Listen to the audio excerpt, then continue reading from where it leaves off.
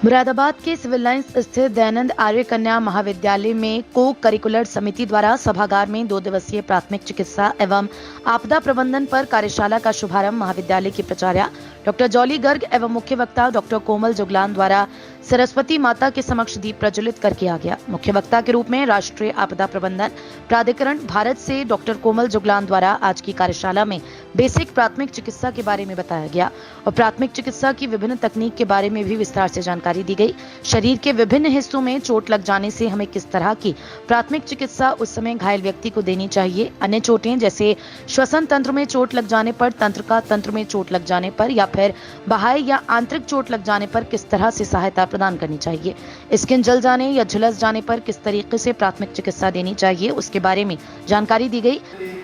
तो मुरादाबाद की जो हमारी टीमें हैं वो कौन-कौन सी हैं? पुलिस हो गया, होमगार्ड्स हो गया, नागरिक सुरक्षा हो गया, तुम्हारा आपदा प्रबंधन वाले हो गए और अग्निशमन वाले हो गए, पीआरटी के जवान हो गए और एनएसएस हो गया, एनसीसी वाले हो गए, भारत स्काउट गाइड्स हो गया, आशा हो गई, आंगनबाड़ी वाले हो गए, लेखपाल हो गया, प्रधान हो गया, ये तमाम लोग होते हैं, ठीक है ना। तो इन लोगों का काम तब तक है जब तक कि हमारी एजेंसी नहीं आती है, तब तक हमको काम करना है।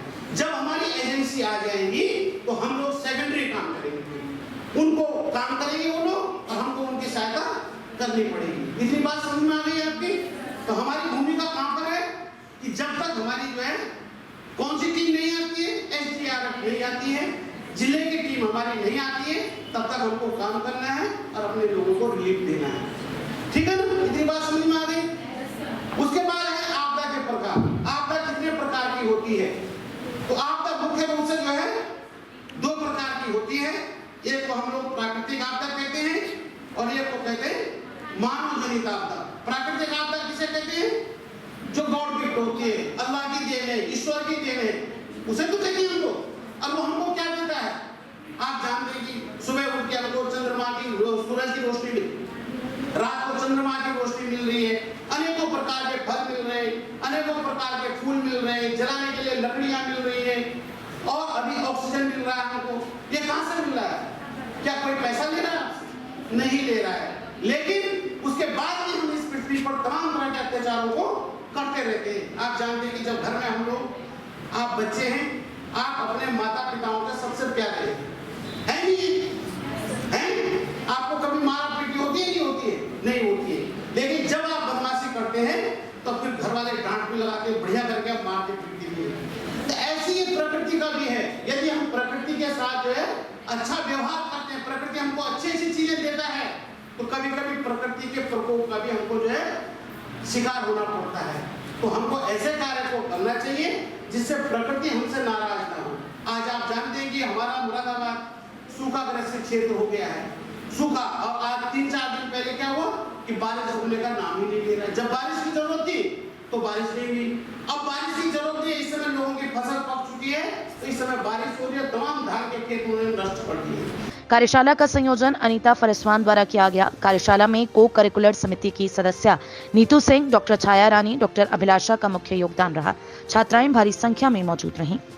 जी, आज दयानंद आर्य कन्या महाविद्यालय में आपदा प्रबंधन पर एक कार्यशाला आयोजित की जा रही है। ये 2 दिवसीय कार्यशाला है जो आज, जिसका शुभारंभ आज हुआ है और कल 15 अक्टूबर को इसका समापन होगा। क्या विशेष बातें बताई जा रही हैं इसमें? सर, विशेष बातें इसमें आपदा प्रबंधन की है और विशेष रूप से जो इसमें आज हमारे मुख्य अतिथि, मुख्य वक्ता डॉक्टर कोमल जुगलान जी हैं, वो विशेष आज जो हमारी प्राथमिक चिकित्सा है उसके ऊपर ध्यान दे रहे हैं। उसके ऊपर जोर दिया जा रहा है कि अगर कहीं पर कोई कैजुअल्टी हो जाती है, घायल व्यक्ति है, तो उसको किस तरीके से रेस्क्यू करना चाहिए और कौन कौन सी ऐसी प्राथमिक चिकित्सा है जो उसको देनी चाहिए और किस तरीके का असेसमेंट उस घायल व्यक्ति के लिए आवश्यक है कि उस असेसमेंट से हम ये पता लगाएं कि उस व्यक्ति को किस तरीके की चोट लगी है, हेड इंजरी है या इंटरनल है या एक्सटर्नल इंजरी है, किस तरीके की चोट है, और अगर हमें वो चोट आइडेंटिफाई हो गई तो फिर हमें उसको किस तरीके से डील करना है, उसको प्राथमिक चिकित्सा किस तरीके से पहुंचानी है ताकि उस व्यक्ति की जान बच पाए जब तक कि वो डॉक्टर के पास या एम्बुलेंस आकर उसे डॉक्टर हॉस्पिटल न ले जाए।